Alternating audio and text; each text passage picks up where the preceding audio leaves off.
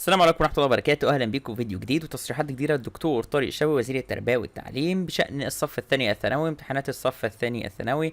وما اتكلمش عن أولى ثانوي خالص، كلنا عرفنا إنه اتكلم عن أولى ثانوي امبارح، والفيديوهات عندك في القناة تقدر تشوفها، وقال عن الغش والكلام ده كله. هو النهارده اتكلم عن تانية ثانوي وهنشوف قال إيه، وأقرأ لكم بالنص وقال إيه عشان تبقوا عارفين وما تقولوش إن أنا بزيف الحقائق. يعني هي قلة قليلة بتقول كده، بس أنا هجيب لكم ده كلام من مصدر رسمي. أوضحت الوزارة أن الأسئلة جاءت وفق نظام التقييم الجديد اللي هو بيعتمد على الفهم، حيث ركزت على نواتج التعلم والتطبيقات وليس الحفظ. ده كلنا عارفينه. وفي طلبة اشتكت الامتحان بيعتمد على الفهم ومحتاج تفكير شوية كتير، اللي هي الطلبة اللي من مجهودها يعني، ومش بالسهل إنك تجيب الإجابة على طول زي الامتحانات التقليدية.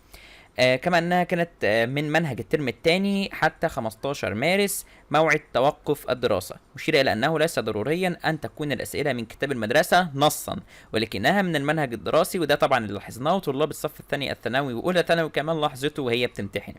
قال إيه بقى دكتور طارق شوقي؟ وقال الدكتور طارق شوقي وزير التربية والتعليم الفني في تصريحات خاصة إن أسئلة امتحانات طلاب الصف الثاني الثانوي غير موحدة على مستوى الجمهورية، بل تختلف والأسئلة أكثر من نموذج، مضيفا أن محاولات الغش تم رصدها، يعني مهمة جدا الكلمة دي، محاولات الغش تم رصدها، وسيتم اتخاذ كافة الإجراءات قانونية ضد الطلاب، مضيفا سوف يعاقبوا بدخولهم امتحان الدور الثاني، مشدد على أن نسبة المستفيدين قلة، وهناك طلاب يؤدون الامتحان بكل تمكن وحرفية وبلا مشاكل، وهم المستفيدون بشكل حقيقي لأنهم سوف يتعرفون على مستواهم الحقيقي.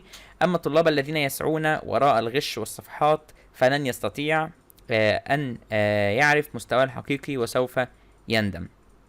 دلوقتي الطالب هيسالني او في الكومنتس يسالوني، طب هو عرف ازاي او رصد ازاي طلاب حالات الغش دي؟ انا ما اعرفش بصراحه هو عرف ازاي.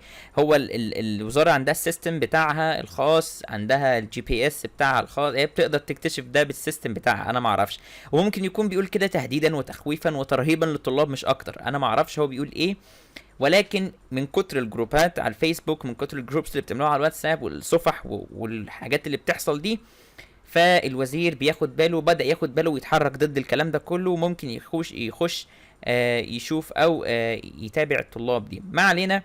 عشان كده احنا القناه ما بننشرش اي تسريبات ولا على الجروب ولا على فيسبوك ولا على اي حاجه، احنا بننشرها او بننشر اجابات الامتحانات بعد ما الامتحانات بتخلص، عشان ما نضرش اي طالب وما نكونش سبب في رسوب او يعني تاثر اي طالب بشيء سلبي من ناحيتنا. طيب ده كان التصريح وده كان الخبر بتاع الوزير او بتاع التعليم النهارده، او بتاع تانية ثانوي. ده كان اخر الخبر. لو وصلت لحد هنا بقى اتمنى انك تدوس لايك تقريرا الفيديو، اتمنى انك تدوس سبسكرايب واشتراك وتفعل زر الجرس عشان يوصلك كل جديد في باول في التصريحات بقى وكل حاجه في التعليم.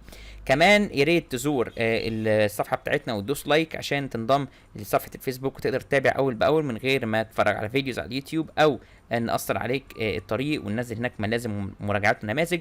كمان الجروب بتاعنا على الفيسبوك ادعوك انك تخش عليه عشان تنضم وتتابع كل الاجوبه وكل النماذج وكل حاجه جديده اول باول.